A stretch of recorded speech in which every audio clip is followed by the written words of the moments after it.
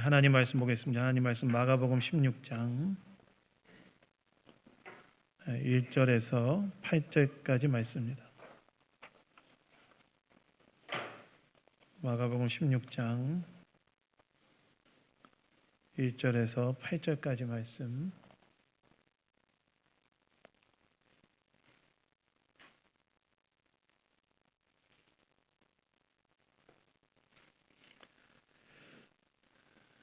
다시 하셨으면 저와 교독하도록 하겠습니다.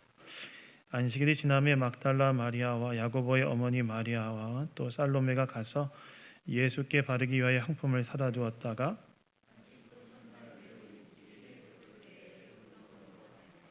서로 말하되 누가 우리를 위하여 무덤문에서 돌을 굴려주리요 하더니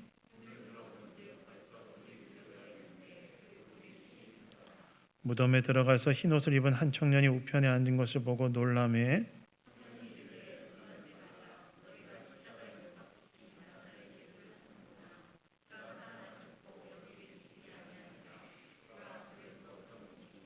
가서 그의 제자들과 베드로에게 이르기를 예수께서 너희보다 먼저 갈릴리로 가시나니 전에 너희에게 말씀하신 대로 너희가 거기서 배우리라 하라는지라.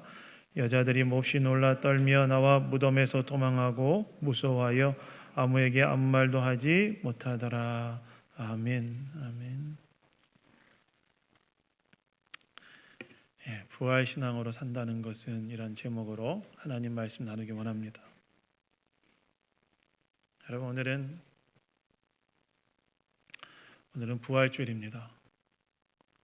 이 부활주일은 십자가에 못 박혀 죽으신 예수님께서 장사된 지 3일 만에 다시 살아나신 것을 기념하는 교회의 절기가 이제 부활주일입니다. 사실 우리의 신앙에 있어서 예수님의 부활은 너무나 중요한 의미를 가지고 있다고 할 수 있습니다. 사실 신자의 모든 소망이 부활에 걸려 있다고 해도 과언이 아닙니다. 그렇다면 예수님의 부활이 가진 의미는 무엇이고 우리가 부활을 믿고 살아가는 신앙인으로 산다는 것은 어떤 의미일까요?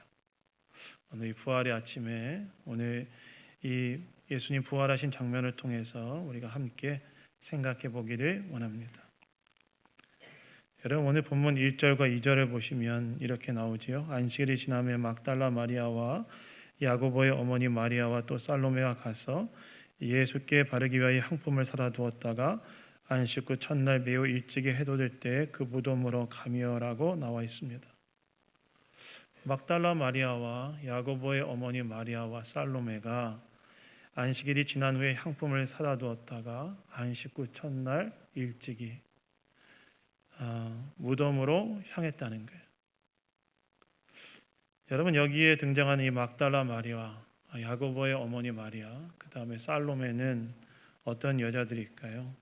이 여자들은 예수님의 십자가의 죽음과 또 예수님께서 무덤에 묻히는 장면을 목격한 여자들이 바로 오늘 본문에 등장하는 3명의 여자들이었어요. 그래서 오늘 본문 앞본문인 15장 40절을 보시면 멀리서 바라보는 여자들도 있었는데 그 중에 막달라 마리아와 또 작은 야고보와 요새의 어머니 마리아와 또 살로메가 있었으니 이렇게 나와 있고 15장 47절에 보시면 막달라 마리아와 요새의 어머니 마리아가 예수 든 것을 보더라 이렇게 나와 있는데요. 즉 오늘 본문에 등장하는 이 3명의 여자는 바로 예수님께서 십자가에 숨지시는 장면을 직접 목격했을 뿐만이 아니라 예수님의 시신을 무덤에 안장하는 것을 또한 직접 목격한 여자들이 오늘 본문에 등장하는 이 3명의 여자들이었다는 거예요. 그렇다면 이 3사람은 각각 어떤 여인들이었느냐?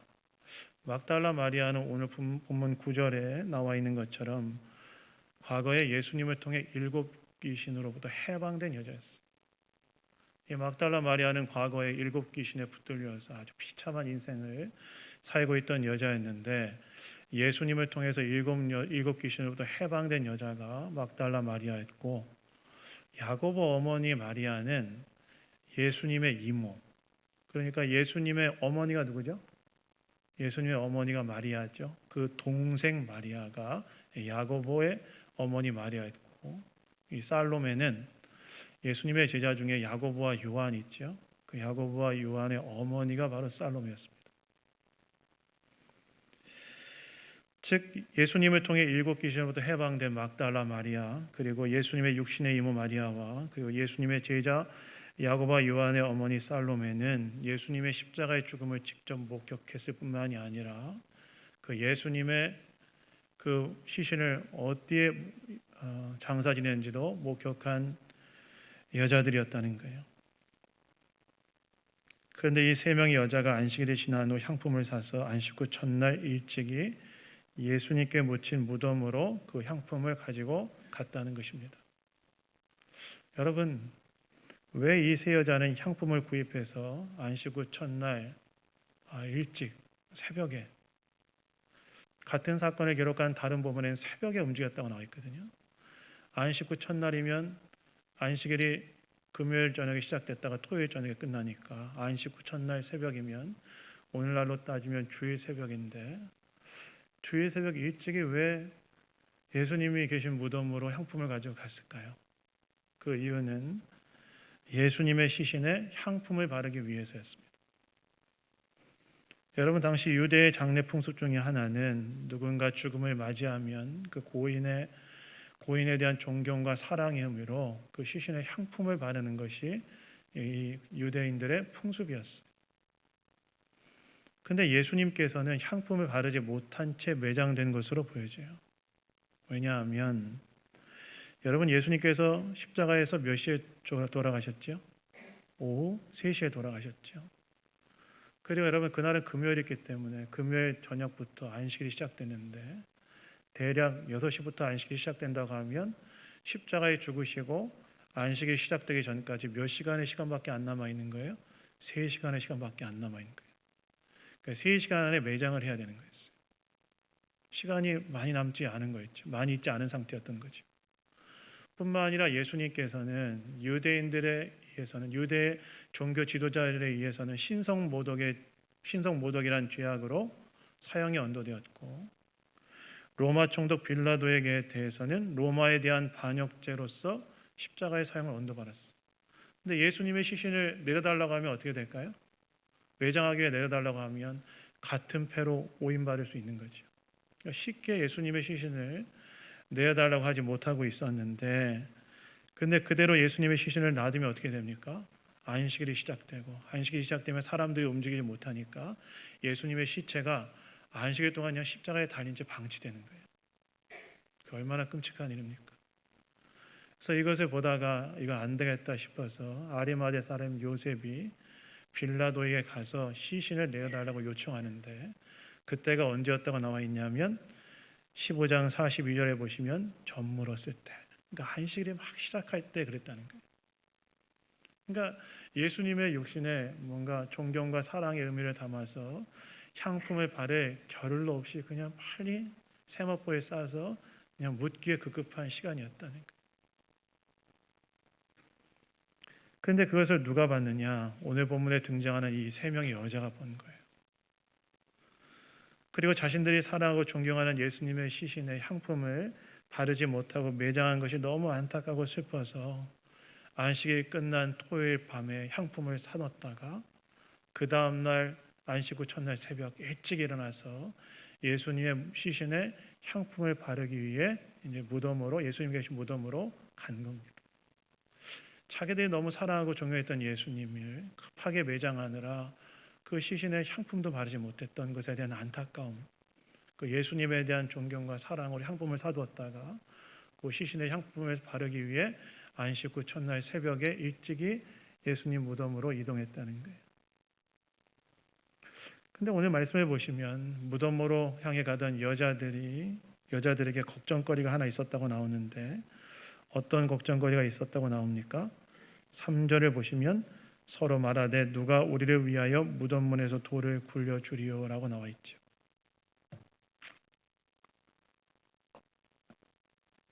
즉 예수님의 몸에 향품을 바르기 위해 가던 이 여인들의 걱정거리는 예수님이 묻힌 무덤의 문을 어떻게 열 것인가에 대한 걱정이 있었다는 거예요.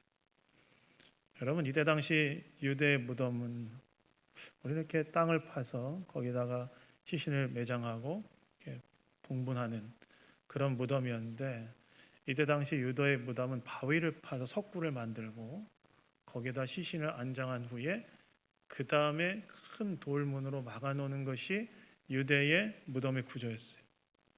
그래서 예수님의 몸에 향품을 바르기 위해서 어떻게 되냐면 그 돌문을, 무덤을 막고 있는 돌문을 옮겨야 되는데 그게 대략 한 1톤 정도 됐다고 그래요. 3명의 여자가 1톤의 돌을 움직일 수 있을까요? 1톤의 물을 움직일 수 있을까요? 사람마다 좀 다르겠지만 불가능하죠. 거의 불가능하죠. 그래서 가면서도 이게 걱정된 거예요. 어떻게 저 문을 열까?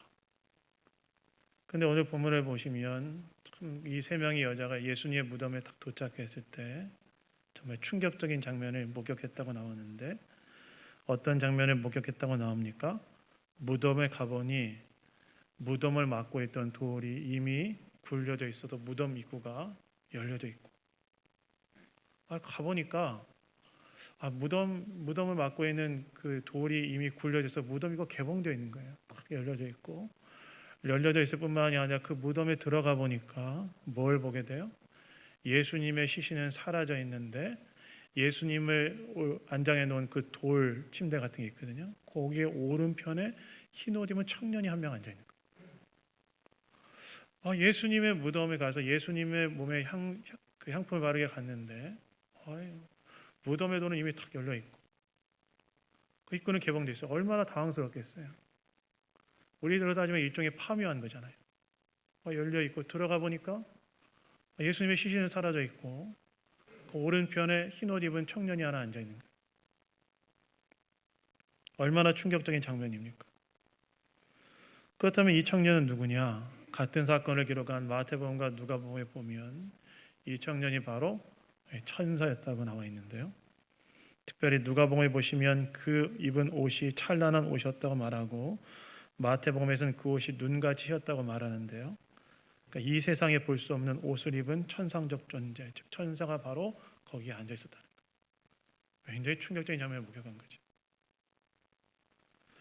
근데 사실 여러분, 이 무덤을 막고 있는 돌이 옮겨진 것도, 또 천사가 무덤에 앉아 있었던 것도 충격이었는데, 사실 이 천사가 말한 것이 이 3명의 여자에게 훨씬 더 충격적인 말이었어요.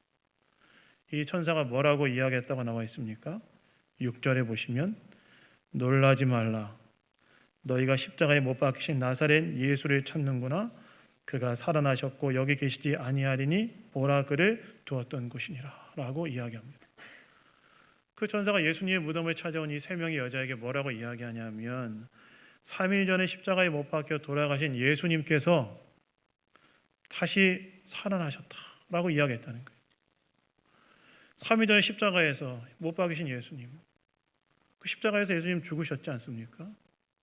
그래서 나중에 백부장이, 로마 병정이 그 예수님의 옆구리를 창으로 탁 찔렀는데 물과 피가 구분되어 나왔다고 나와 있죠. 사람이 죽었을 때 나타나는 그런 어떤 현상인데, 십자가에 죽으셨던 예수님이 다시 살아났다는 거예요.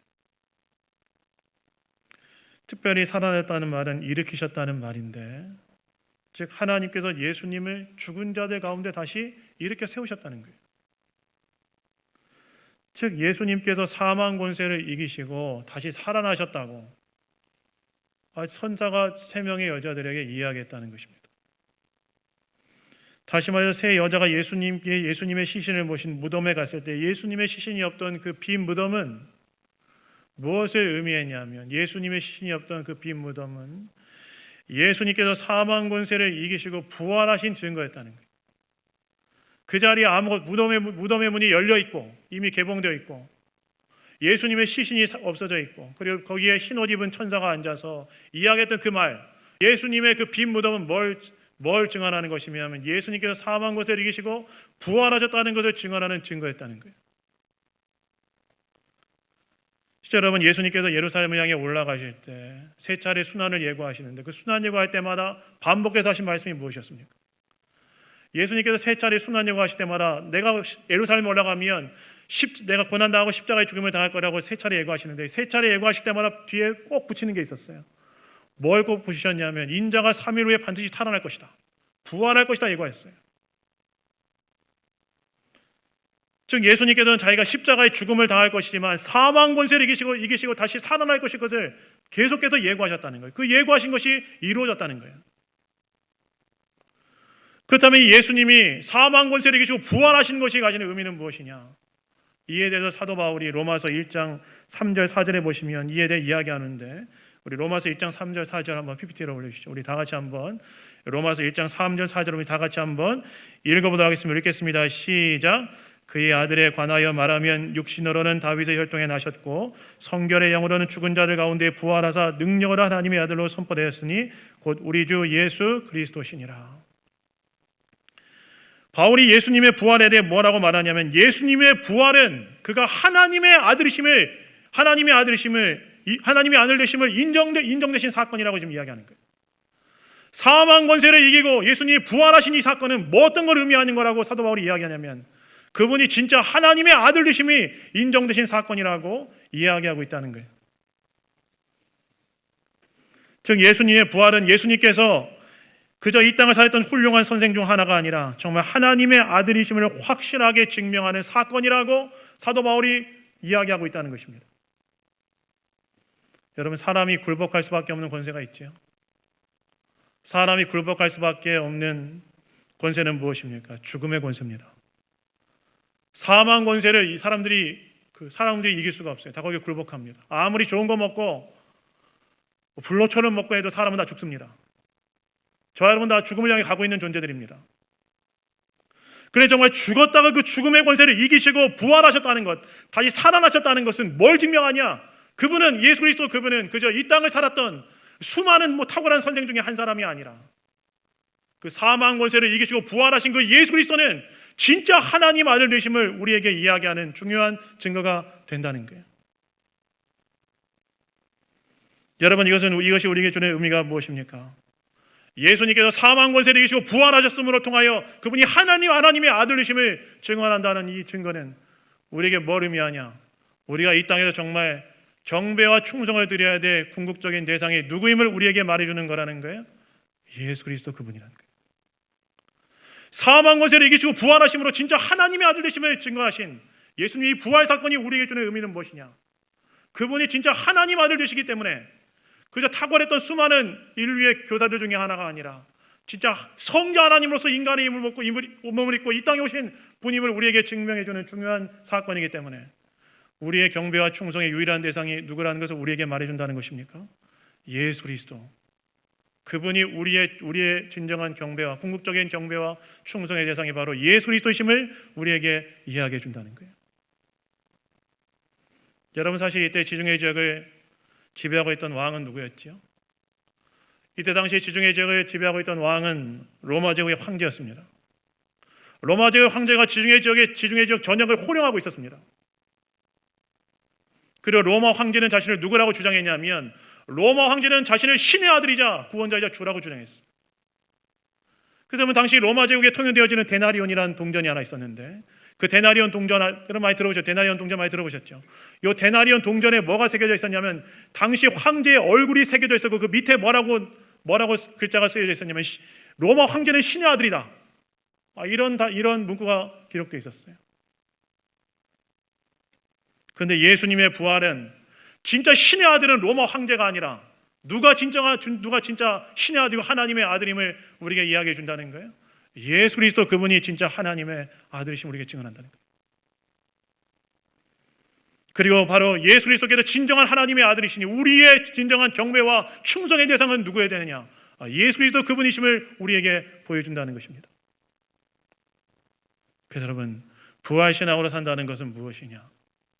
부활신앙으로 산다는 것은 무엇이냐면, 예수님의 부활이 예수님께서 하나님의 아들이시라는 분명한 확신 속에서 그분께만 온전한 충성을 드리며 살아가기로 결단하는 삶.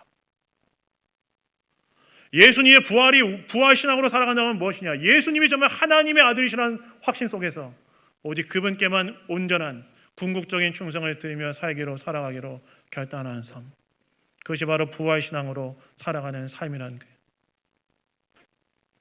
즉 예수님의 뜻을 최고의 가치로 두고 이 땅을 살아가는 삶이 부활신앙으로 사는 삶이라고 할 수 있다는 것입니다. 때로 그것이 세상의 가치와 다르할지라도 그분의 뜻을 최고의 가치로 두고 이 땅을 살아가는 삶, 그것이 바로 부활신앙으로 살아가는 삶이라고 할 수 있다는 거예요. 왜요? 예수님이 사망 권세를 이기시고 부활하신 이 사건은 그분이 바로 하나님의 아들이심을 명확하게 보여주는 사건이기 때문에 그렇습니다. 여러분, 성도는 어떤 자입니까? 여러분, 성도는 어떤 자입니까? 성도는 어떤 자냐면 하나님 나라의 시민으로 이 땅을 살아가는 자를 아니겠습니까? 저 여러분 예수 그리스도를 믿을 때 저 여러분 소속이 바뀝니다. 저 여러분 예수 그리스도를 믿을 때 소속이 바뀌는데 어디에서 어디로 바뀌냐면 어둠의 나라, 흑암의 권세에서 아들의 나라로 저와 여러분의 소속이 바뀌죠. 골로새서에서 사도 바울이 뭐라고 얘기합니까? 너희들이 예수를 믿을 때 하나님께 너희를 흑암의 권세에서 사단의 지배 아래에 놓여 있는 자리에서 아들이 통치하시는 그 나라로 너희들이 소속이 바뀌었다고 사도 바울이 골로새서 이야기하지 않습니까? 저희는 소속이 바뀌었다는 거예요. 예수님 믿을 때. 다시 말해서 이 땅을 살아가지만 저 여러분은 예수 그리스도를 믿음으로 하나님 나라에 속한 하나님 나라의 시민권자로 이 땅을 살아가는 자들이라는 거예요. 하나님 나라에 속한 하나님 나라의 시민권자로 이 땅을 살아간다는 말은 어떤 말입니까? 우리는 하나님 나라에 속한 시민권자이기 때문에 누구의 뜻에 우리가 순종하면 살아야 된다는 뜻이에요? 하나님 나라의 왕이신 하나님, 예수 그리스도, 그분의 왕권에 순종하며 살아가는 삶을 살기로 선택하는 걸 말하는 거죠. 그래서 여러분, 부활신앙을 산다는 것은 왕 되신 예수님을 따라 사는 것, 그분의 저와 여러분의 삶의 궁극적인 충성의 대상으로 섬기며 살아가는 삶, 그것이 바로 부활신앙을 살아가는 것. 예수님의 부활이 그분이 하나님의 아들 되심을 명확하게 증거하는 확증이 되는 사건임을 기억하고 그분께 궁극적인 충성을 드리며 살아가는 삶, 그것이 바로 부활신앙으로 살아가는 삶이라는 것입니다. 그렇다면 왕 되신 예수님을 따라 사는 삶은 무엇일까요? 그것은 보냄받은 자리에서 십자가에 담겨진 가치를 따라 사는 삶이라고 할 수 있습니다. 여러분, 예수님께서 십자가에서 무엇을 보여주셨습니까? 우리 지난 고난주간 특별 새벽 기도에 6일 동안 보내면서 이런 이야기를 많이 나누었는데 예수님께서 십자가에서 우리에게 뭘 보였습니까? 첫 번째로 뭘 보였는데 낮아짐을 보여주셨죠. 하늘 보좌에 앉아 계셨던 예수 그리스도께서 인간의 몸을 입고 이 땅에 내려오신 것도 기쁜 낮아짐인데 거기에서 끝나는 것이 아니라 저와 여러분을 구원하기 위하여 십자가에 생명을 주신 그 자리까지 낮아지지 않으셨습니까? 낮아짐의 가치를 보여주셨죠. 그리고 십자가에 생명을 주시는 것은 무엇이었습니까? 우리를 섬겼던 것이었죠. 그래서 마가복음 10장 45절에 보면 예수님께서 뭐라고 이야기하십니까? 나는 섬김을 받으러 온 것이 아니요 도리어 섬기려 하고 많은 사람을 위하여 나의 목숨을 대성물로 주기에 왔다라고 예수님 말씀하지 않으셨습니까? 섬김이 있죠. 그리고 십자가에서 주님은 뭐라 했습니까? 용서하셨죠. 죄인이었던 저와 여러분을 용서하지 않으셨습니까? 그리고 십자가에서는 뭘 보여주셨습니까? 우리를 향한 사랑을 보여주셨죠. 십자가의 가치를 따라 살아간다는 건 뭘 말하느냐? 낮아짐과 섬김과 용서와 사랑의 삶을 살아간다는 걸 뜻한다는 거예요. 뿐만 아니라 예수님께서는 십자가에서 유대인과 이방인 사이에 쌓였던 벽을 허물어 버리시고 하나님을 이루지 않으셨습니까? 그래서 주님의 공동체 안에는 모든 신분과 계급이 사라지고 모두가 다 형제와 자매가 되어 서로 사랑하는 공동체가 되게 하지 않으셨습니까? 즉 높아짐이 아니라 낮아짐, 굴림이 아니라 섬김, 보복이 아니라 용서, 미움이 아니라 사랑, 이것이 바로 예수님께서 십자가에서 보여주신 가치라는 거예요. 이것을 우리의 보냄받은 자리에서 이 가치를 따라 살아가는 것, 그것이 바로 부활의 예수님을 따라 살아가는 삶이라고 할 수 있다는 것입니다. 여러분, 1세기 초대교회 시대 때 많은 사람이 교회에 유입되었던 사건이 하나 있었어요. 그것이 뭔지 아십니까? 1세기 초대교회가 막 엄청 성장을 했었는데 그때 많은 사람들이 교회에 유입됐던 사건이 하나 있었어요. 그게 뭐였냐면 제국의 전염병이 돌았을 때 그리스도인들 보여주신 태도였어요. 당시 로마족에 한번 전염병이 크게 한번 돌아서 많은 사람들이 죽고 있는데 괜찮은 사람들은 다 어떻게 했냐면 산으로 도망쳤어요. 근데 그때 남아서 그 전염병에 걸린 사람들을 돌봐줬던 사람도 있었는데 그게 누구였냐면 그리스도인들이었어요. 그리스도인 남아서 돌봐줬어요. 그 나중에 이제 전염병이 끝나고 난 다음에 산에 도망쳤던 사람들이 돌아와서 그리스도인들에게 물어봤어요. 왜 이렇게까지 했냐고. 왜 사람들 돌봐줬냐 물어봤어요. 그저 그때 그리스도인들이 뭐라고 얘기했는지 아십니까?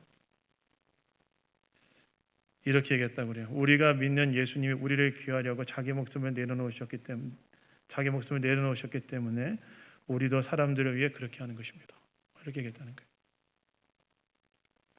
그러한 섬기의 모습이 1세기에 딱 돌아 2세기 제국의 수많은 백성들이 교회로 유입되고 예수님을 믿고 그분을 따르기로 결단한 이유가 됐다는 거예요. 즉 부활의 신앙으로 사는 것은 무엇이냐? 저 여러분의 삶의 자리에서 부활하신 예수님께서 우리에게 보여주신 선을 따라서 낮아짐, 섬김, 용서, 사랑 이 삶을 사는 거예요.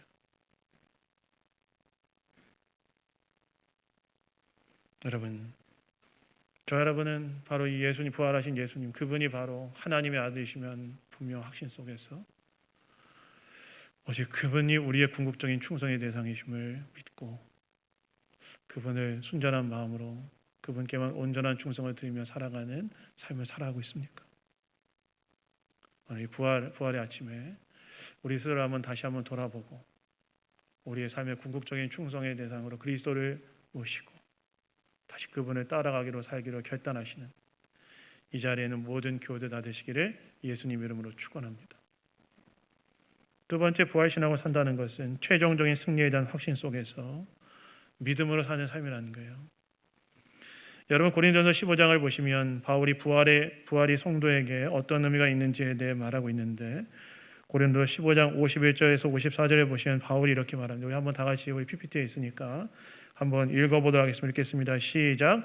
보라, 내가 너에게 비밀을 말하노니 우리가 다 잠잘 것이 아니요 마지막 나팔의 순식간에 호련히 다 변화되리니 나팔 소리가 나매 죽은 자들이 썩지 않을 것으로 다시 살아나고 우리도 변화되리라. 이 썩을 것이 반드시 썩지 않을 것을 입겠고 이 죽을 것이 죽지 아니함을 입으리로다. 이 썩을 것이 썩지 아니함을 입고 이 죽을 것이 죽지 아니함을 입을 때 사망을 삼키고 이기리라고 기록된 말씀이 이루어지리라. 바울이 뭐라고 얘기하냐면 예수 그리스도의 부활이 무엇이 된다고 이야기하냐면 우리 부활의 근거가 된다고 이야기하는 거예요. 뿐만 아니라 우리의 부활은 예수님이 재림 때 임하고 그때 부활하게 될 몸은 썩지 않고 죽지 않은 몸이 될 것이라고 이야기하고 있다는 거예요.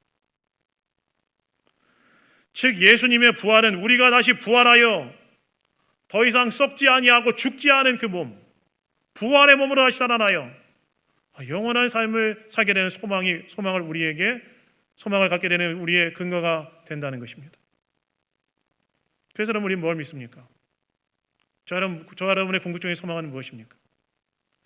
예수님께서 재림하신 날 우리가 더 이상 질병과 늙음과 사망의 영향을 받지 않은 그런 부활의 몸으로 다시 살아나서 모든 죄가 걷어진 모든 타락의 영향을 받고 있는 이 모든 죄가 걷어진 이 새하늘과 새 땅에서 그리스도와 더불어 영원한 복락을 누리며 살 것에 대한 소망이 저 여러분 가운데 있지 않습니까? 사실 저 여러분 다 이 땅을 살아가면서 무엇에 영향을 받지요? 다 우리는 질병의 영향을 받지요. 어느 순간 우리는 늙습니다.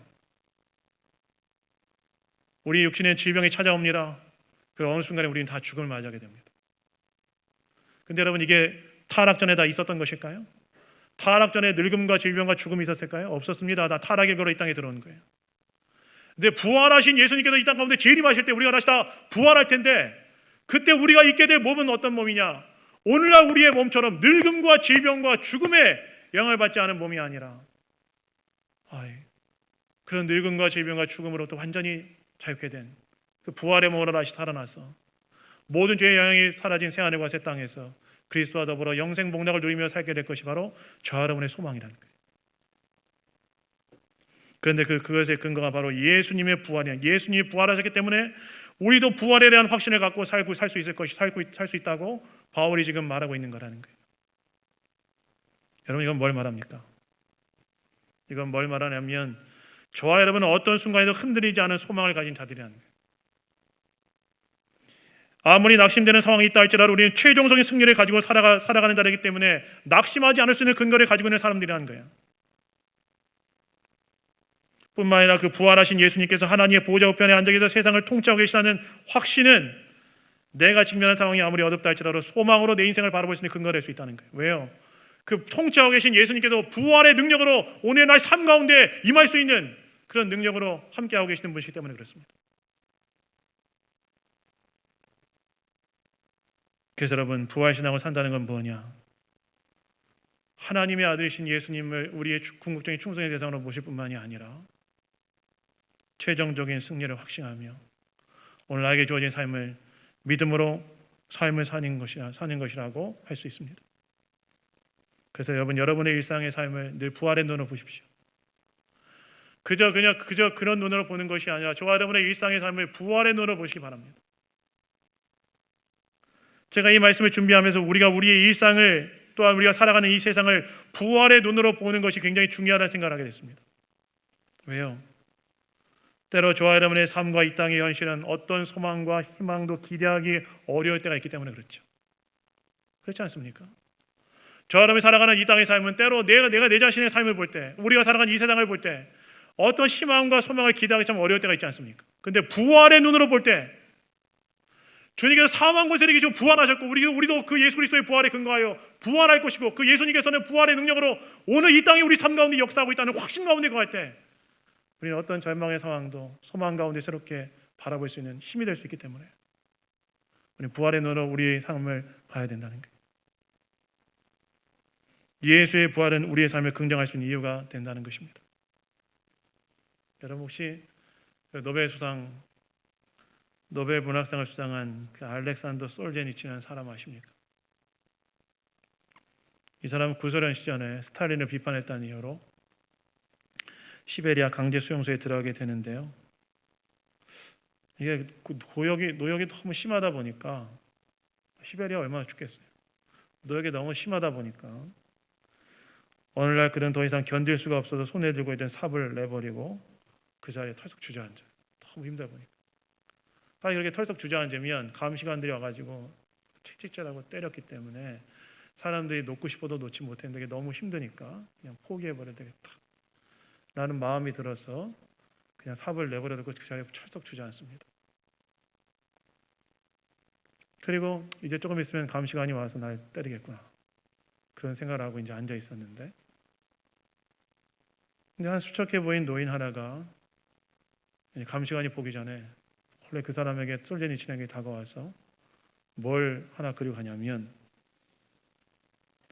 아무 말도 하지 않지 흙에다가 십자가를 하나 탁 그리고 가요. 십자가 탁. 다 모든 걸 포기하고 주저앉아 있는 이 솔제니친에게 십자가를 딱 하나 그리고 가요. 그러자 솔제니친은 땅에 그려진 두 줄이 겹쳐진 선을 바라보았고 그 십자가를 바라보면서 화뜩 뭘 느끼게 됐냐면 소련보다 더 큰 힘이 존재한다는 사실과 모든 인류에서만 그 작은 십자가의 형상으로 상징될 수 있다는 것을 깨닫게 되었고 십자가의 부활의 능력을 통해 모든 것이 가능하다는 확신을 딱 얻게 되면서 그가 일어났다는 거예요. 그 사람이 나중에 시베리아 수용소를 나와서 나중에 자기 시베리아 수용소에 있었던 그 경험을 배경으로 많은 소설을 쓰지 않았습니까? 거기에 나와 있던 내용이에요. 그것 때문에 노벨 문학상을 받았는데 그가 어떻게 이겨냈다는 거예요? 십자가와 부활의 눈으로 자기의 현실을 바라봤을 때 십자가와 부활의 눈으로 모든 인간의 죄를 대신하고 십자가에 못 박히신 예수 그리스도 사망 권세를 이기시고 부활하신 그 주님의 능력이 여전히 이 땅 가운데 임하고 있다는 사실에 대한 확신 가운데 거했을 때 그의 삶을 새로운 눈으로 보게 되고 일어날 수 있는 힘을 거기에서 얻었다는 것입니다. 그래서 여러분, 부활은 우리의 삶을 새롭게 보게 하는 능력임을 기억하시고 늘 저와 여러분의 삶을 부활의 눈으로 오늘의 삶을 바라보시면서 예수님께서 사망 권세를 이기시고 승리하셨던 것처럼 여러분의 삶의 자리에서 승리하시는 이 자리는 모든 교우들 다 되시기를 주님의 이름으로 축원합니다. 전에 어떤 목사님이 이런 얘기 하더라고요. 인생은 일생이 아니라 삼생으로 되어 있다 이렇게 얘기하더라고요. 어머니 뱃속에서 10개월이 일생이고 세상에서 80-90년이 이생이고 천국에서의 영생이 삼생이다. 이렇게 삼생으로 되어 있다. 근데 여러분, 일생, 이생, 삼생 중에 가장 오래 사는 데가 어디예요? 그냥 시간적으로 따지면 일생에서 삶 중에 가장 오래 사는 데가 어디입니까? 아까 일생은 몇 개월 산다고 했죠? 어머니 뱃속에서. 그리고 이생은 몇 년 산다고 그랬어요? 8, 90년. 삼생은 천국에서 영원한 생명을 했죠. 일생, 이생, 삼생 중에 가장 오래 사는 데가 어디예요? 여러분, 그리고 특세하면서 굉장히 지금 우리 머리가 안 들어가고 있죠. 저도 좀 안 들어가고 있다는 걸 저도 느끼는데, 일생에서 삼생 중에 가장 우리가 오래 사는 것이 삼생이죠. 그 신자는 어디를 보고 사는 자냐? 삼생을 보는 자는 거예요. 삼생을 바라보면서 이 땅을 살아가는 자, 그 믿음으로 이 땅을 살아가는 자, 그 부활의 눈으로 이 땅을 바라보며 살아가는 자가 신자라는 거예요. 예수 그리스도를 믿음으로 우리는 하나님의 자녀가 되었고 부활의 능력을 더입은 자들이 되었고 우리는 바로 우리 천국에서 영원한 복락을 누리며 살아갈 사람들이라는 사실이라는 확신 속에서 어떤 순간에는 낙심하지 않고 거기서 우리가 누릴 영원한 복락을 사모하며 우리에게 주어진 이 생의 삶을 살아가는 자, 그 자가 신자라는 거예요. 그래서 여러분, 흔들리지 않은 소망을 가진 자로서 부활에 대한 소망으로 오늘 저와 여러분의 삶을 늘 부활의 눈으로 바라보시고 때로 낙심되고 절망스러운 상황이 있다 할지라도 부활하신 그리스도의 능력이 오늘의 내 삶 가운데 임하면 모든 것이 새로워질 수 있다는 확신 가운데, 그 소망 가운데 오늘 저와 여러분의 주어진 삶을 살아가시는 이 자리에는 모든 교우들 다 되시기를 주님의 이름으로 축원합니다. 말씀을 맺습니다. 여러분, 부활신앙으로 사는 것은 무엇일까요? 첫째, 예수님의 부활이 예수님께서 하나님의 아들임을 증명함을 믿으며 그분께 온전한 충성을 드리며 사는 삶, 그리고 최종적인 승리에 대한 확신 속에서 오늘 부활의 눈으로 현실을 보며 사는 삶을 기억하시고 이 부활의 아침에 부활에 대한 소망으로 이 땅을 살아가는 이 자리에는 모든 교우들 다 되시기를 주님의 이름으로 축원합니다. 여러분, 덥지 않으세요? 거기 따뜻하세요? 안 추워요? 더워요? 좋아요. 네. 여기는 굉장히 더워가지고 혹시 괜찮나 물어봤습니다. 그래서 제가 기도하겠습니다. 하나님 아버지, 감사합니다. 오늘도 말씀을 통해 우리에게 이야기해 주시니 감사합니다.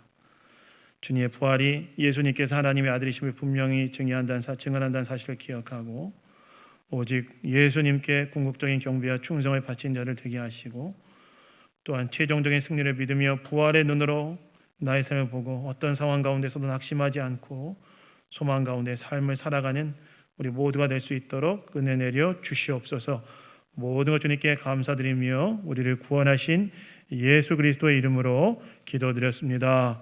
아멘.